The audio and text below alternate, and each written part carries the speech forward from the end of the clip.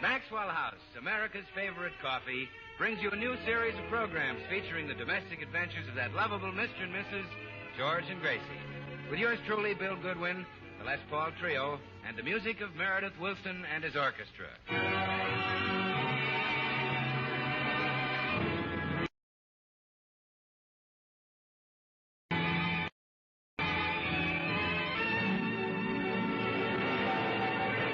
Well, George and Gracie are almost settled in their new home. Today they're tackling one of the last jobs, the assignment of drawer space and closet space for their clothes. Gracie, where can I put my shirts? Well, you can have every drawer in the bureau except the top 4. Okay, Hey, there are only 4 drawers in the bureau. Oh, sorry, dear, but that's my last offer. I suppose you'd like me to put my shirts under the bureau. On the dirty floor? Of course not. Good. Here's a sheet of newspaper. Thanks.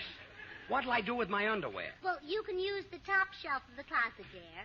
How could I reach my underwear way up there? Well, just let the legs hang down and grab them. Gracie, I don't like to complain, but so far the only space I got is one drawer in the night table for my socks. Why is that? Because you're sweet and noble and chivalrous, George. You'd make any sacrifice for me, wouldn't you? Sure, I guess so. Well, then take your socks out and I'll put my cold cream in. Now, wait a minute. Oh, you're so lucky to be married, dear. Think of that poor man who lived here all alone before we moved in. Mr. Jones? Yes. When he wanted a clean pair of socks, he had to search through drawer after drawer. Yeah. And you have a pair in every pocket. Very fortunate. And look at the way the suits are all jammed in that closet. Oh, that reminds me, dear. I wish you'd hang the blue suit on the far end. Why? Well, when I turn on the light, the glare from the pants almost blinds me. I'll move it.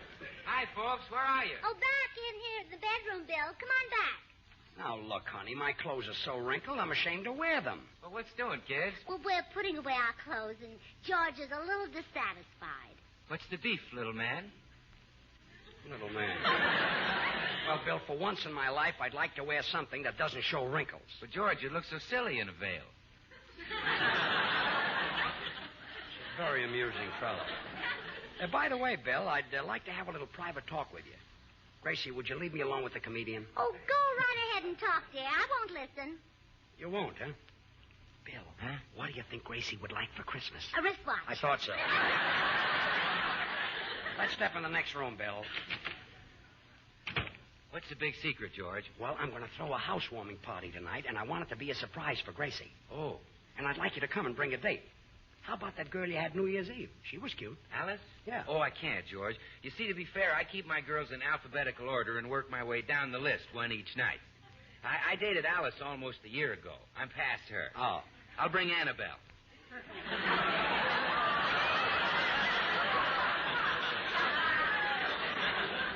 Nice working down. Oh, and Bill, do you think you could find a girl for Meredith Wilson? He's too bashful to make a date himself. Oh, sure, I'll fix it. Now, remember, Gracie mustn't know a thing about this. Oh, don't worry. But let me give you a tip, George. Women like surprise parties, but they like to be surprised when they're looking their best. So what? So, without tipping off the party, tell Gracie to buy a new dress. That's a great idea, Bill. I'll do it. Good. And if she faints, just put her feet higher than her head. Yeah. Well, goodbye, Gracie. See you later. Oh, goodbye, Bill. Gracie, I've got a wonderful idea. What? You go downtown and buy yourself a new dress.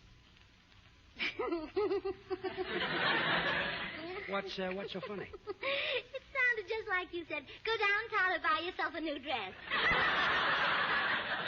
That's what I did say.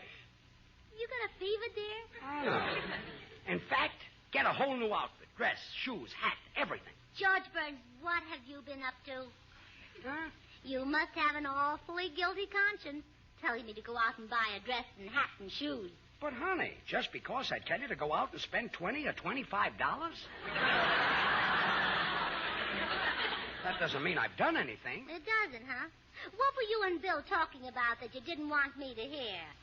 Why, That wolf. Was he getting you a date with another woman? Oh, Gracie, how could there possibly be another woman for a man who's married to you? Oh, yes, I guess I didn't stop to think. Say you forgive me. It's okay. How could I doubt you? Who's the sweetest, kindest husband in the whole world? Me. And who's the man I'll always love and trust? Me. I'll get it. Hello? Hello, George. This is Bill. Say, I'm at the corner drugstore, and I just got a terrific date for Meredith Wilson. Really? Yeah, that redhead who works behind the cigar counter is back in town. You know, Sugar. Sugar is in town? Wonderful. Uh-huh. Goodbye, Sam. Good old Sam. Who's Sugar? Sugar. You heard me. Who's Sugar? How would you like a nice pair of gloves to go with that new dress? Who's Sugar? Or maybe a nice new handbag. Who's Alligator? Any kind you want. You'll buy it for me? Absolutely. Promise? I promise. Oh, thank you, George. Now, who's Sugar? All right, I'll tell you. Then you'll see how silly you are not to trust me. Sugar is the name of Sam's Airedale. You mean Sugar is just a dog? Sure. Oh, I'm sorry, darling. I've been a fool again. Say you forgive me. It's okay. How could I doubt you? Who's the sweetest, kindest husband in the whole world? Me.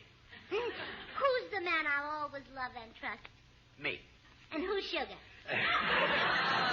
Now, look here. Sugar is an Airedale. Hey, George, what's the idea hanging up on me? Bill, do you happen to know who Sugar is? Sugar? Of course. Well, of course he knows. Don't you, Fido? I mean, Bill. Huh? Bill, I asked you who Sugar is. Yeah, speak, boy. Speak. Speak. Come on, boy. I'll give you horse meat. What's going on here, anyway? Bill, I want to know who Sugar is. Well, I'll be glad to tell you, Gracie. Sugar is... You all right? Well, come on. Who is she, Bill? Well, Gracie... Gracie, I think I'd better take George outside.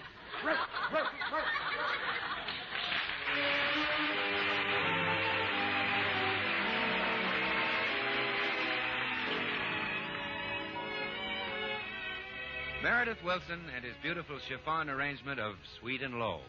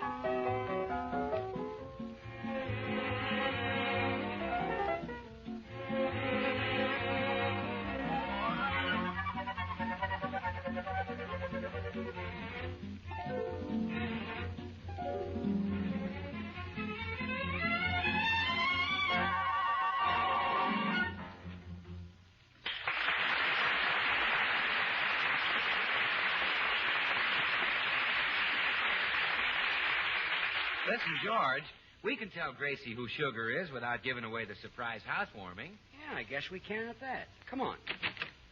Gracie, we've decided to tell you the truth. Sugar is Meredith Wilson's date. He has a date with an Airedale? That could happen to Meredith, but in this case, she happens to be a woman. And she's not after George? She's not after me. I've only seen her once in my life. Oh, I'll bet she's beautiful. More beautiful than I am. No, she isn't. Yes, she is.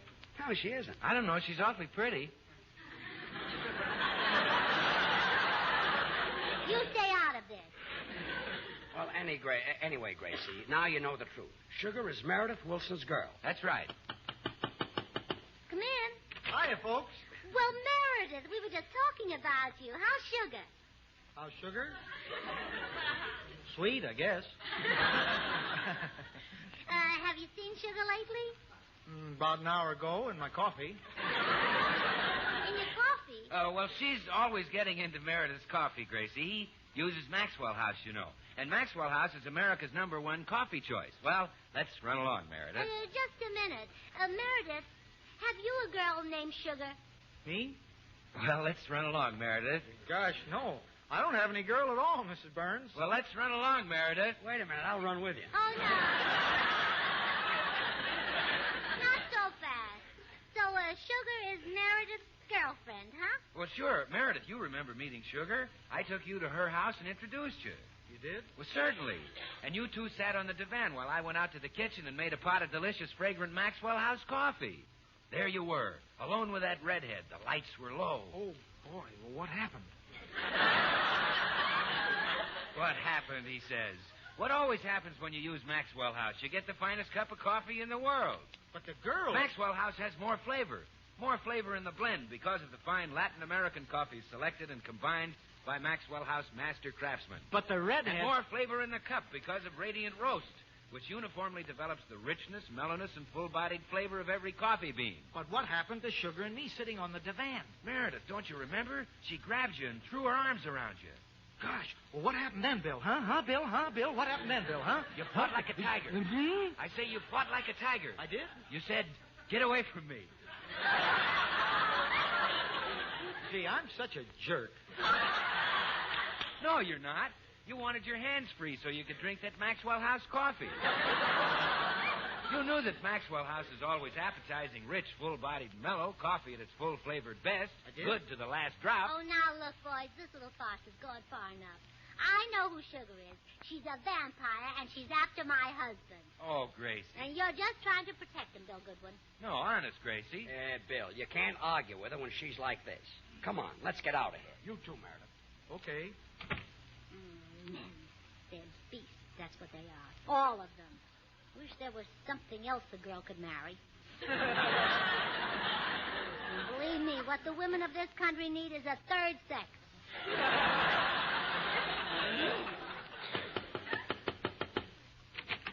Good morning, Mrs. Burns. Here's your mail. Oh, all right, Mr. Postman. You're not very friendly this morning. Well, I'm sorry, Mr. Postman, but I just can't be civil to anyone wearing pants today. Well, it's against regulations for me to take them off. I meant you're a man, and I feel very bitter about men today. They're fickle and deceitful. Why can't they be faithful and true, like a dog? Sometimes I wish I had married a dog. Take it from me, it ain't great. Oh, I wish I had met Mr. Jones, the tenant who lived here before we moved in. He must have been pretty smart. He lived alone and liked it. Please, Mrs. Burns, don't feel so bitter about marriage. Not all husbands are fickle. Look at me. Goodness knows I have plenty of opportunities. With my handsome physique and dynamic personality. Oh, I'll bet you do. Oh, yes. When I married my wife, I swore I'd never look at another woman. And you never have? Never. Her puss cured me forever. Well, goodbye, Mrs. Burns. Remember, keep smiling.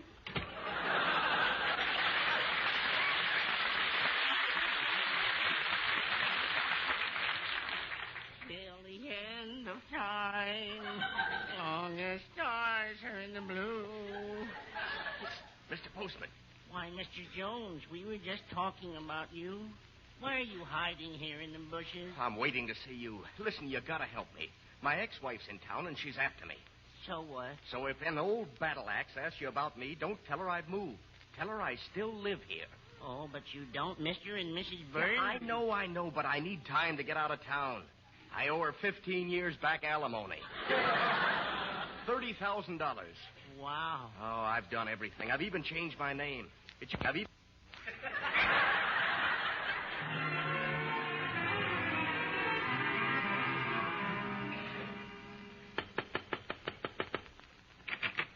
Yes? Where is he? Who? The little shrimp who lives here. There is no little shrimp in this house. He left with Bill Goodwin. Well, then I'll wait. I ain't been chasing him 15 years to quit now. Chasing him for... So you're the woman who's after my husband. You ain't kidding. And now I'm going to get what's coming to me. Your sugar. 30,000 lumps of it. So he's told you about me, huh? Oh, we talked of nothing else all day. But now that I've seen you, I'm not worried. You'll never take George Burns away from me. George Burns? So he's changed again, huh? Changed? Sure. The last time I saw him, he was green. Oh, well, not anymore. I taught him plenty. Come on, stop stalling. I want the $30,000 he owes me. He owes you $30,000? What for? Alimony. 15 years back alimony. Oh, no, there must be some mistake. You can't mean George. George, Oscar. All I know is I've had to work. I've paid the rent. I bought the clothes. Not once has he used his money. Oh, I guess you do mean George. This is awful. He never told me he was married before he met me. What if he can't pay? He goes to jail for 30 years. Oh, I don't care. I'll wait for him. In 30 years, George will only be... Let's see. Oh, this is ridiculous. Well, think it over. No, wait. To save George from jail, I'll make the supreme sacrifice. What sacrifice? I'll give him back to you. Oh, no. Oh, but if you don't take him, you won't get anything. He's better than nothing. Just barely. Still, he's no good to me in jail. And he did used to help me with the housework. Oh, he can still do the housework. And he was handsome. Oh, and he still is. And how that man could kiss. He can still do the housework.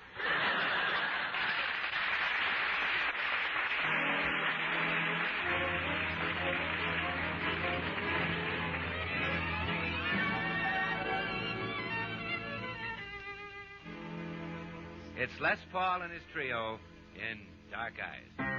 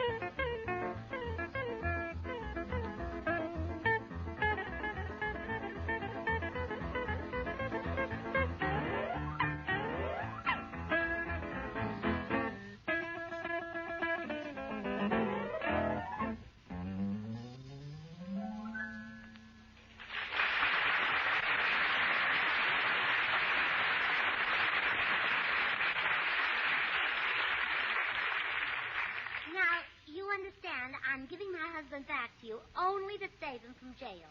I understand. You will be kind to him, won't you? Oh, sure. Don't ever nag him. I never have. Whenever George wants to do something, I just say no, and that's the end of it.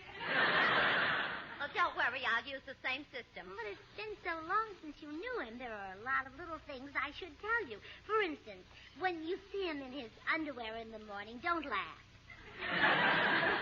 He hates it.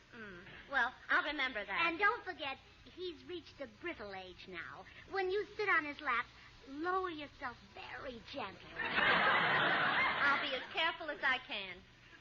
Well, I guess there's nothing left to do now but go in and get it over with. How are you going to break it to him? Well, I'll be as gentle as I possibly can. I don't want to hurt the poor dear too much. I'll start off by talking about something else, and then very gradually and subtly I'll sort of sneak into telling him I'm leaving. Oh, okay. I'll wait for you here. George, that's a lovely-looking suit you have on. Well, thanks. Well, goodbye. I'm leaving you. Huh? This mockery we call a marriage is over. Why pretend any longer? Pretend? Well, sure. The time has come for me to cast you aside like I'd throw away an orange I was through with. But... You're all squeezed out, George.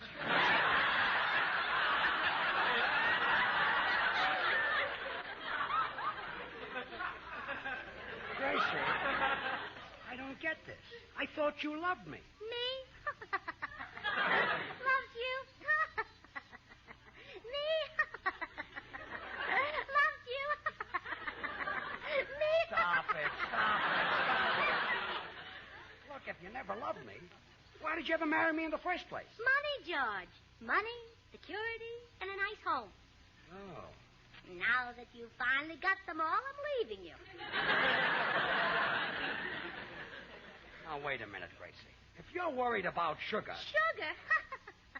Me? Sugar? Now, cut that out. Cut that out. George, I'm not leaving you because of sugar. She has nothing to do with it. You see, there's another man. Another man? Uh-huh. Who is he? Oh, he's wonderful. He's so romantic, so irresistible. He just swept me off my feet. Who is he? What fire, what charm. He's got everything you've gotten 20 years less of it. Who is he? What's his name? His name? Yes, his name. Well, I call him Poopsie. Yeah. But his real name? What is it? His real name? Well, Hello, Gracie. I just came over to... Poopsie! Something you ate? Gracie, you mean Meredith Wilson is Poopsie? Yes, Meredith. Let's get away from it all. Let's go to the Riviera. Now, tonight. All right. What's playing there? Now, wait a minute, Gracie. This flute player swept you off your feet? Yes, George. You see, Poopsie, I've told George about our love. Our wild, flaming love. That sounds exciting. Would you tell me, too? Oh, no. We don't have to pretend now. We're like the lovers in the beautiful opera. I'm Isolde and you're Tristan.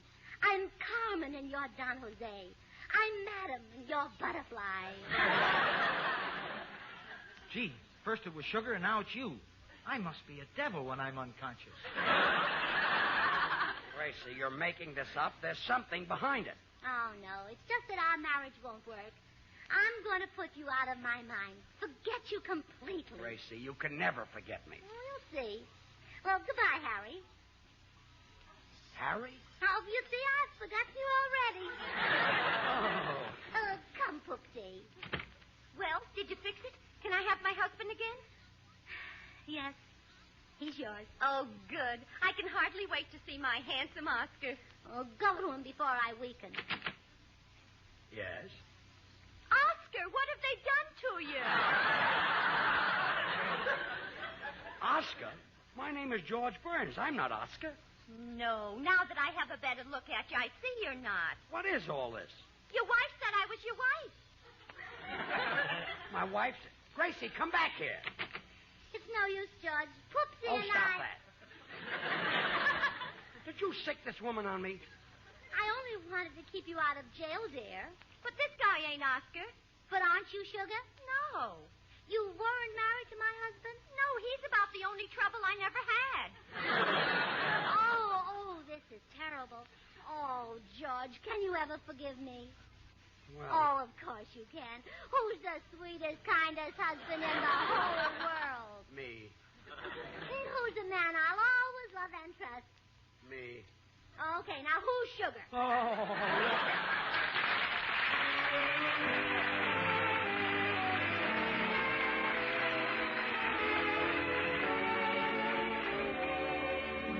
Say, Meredith, Oh, yes, Bill. that song you were just playing, how come it sounds so much better now than when I heard you rehearsing it this afternoon? Well, that's because I rehearsed the orchestra section at a time, Bill. Oh. You probably just heard the rhythm section, or the clarinets, or the saxophones, or the strings. I see. I rehearsed the 4 sections separately, Bill, and then blend them together. Well, it sounds to me like you swiped an idea from the makers of Maxwell House Coffee, Meredith. That's the way they blend those fine Latin American coffees to give Maxwell House its delicious flavor. They use Manizales for mellowness. Like this?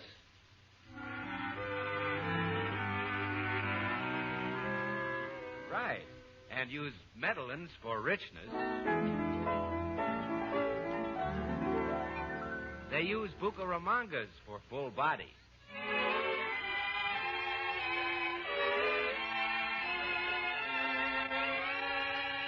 And other fine Latin American coffees for vigor.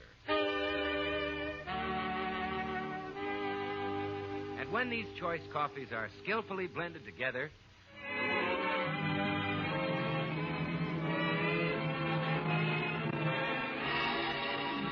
the result is that perfectly balanced blend, America's #1 coffee choice, Maxwell House. Always good to the last drop.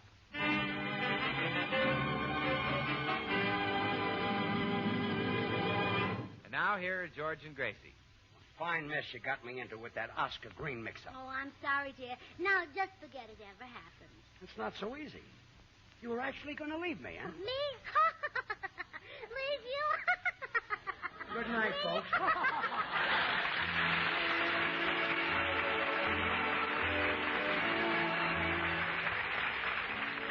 Join us again next week when we'll all be back. George Burns, Gracie Allen, Meredith Wilson and his orchestra, and yours truly, Bill Goodwin. Until next Thursday, then, good night and good luck from the makers of Maxwell House, America's #1 brand of coffee, always good to the last drop. Stay tuned to this station because Dinah Shore's open house is coming on in just a second. Dinah's special guests tonight are Cesar Romero and Vera Bay.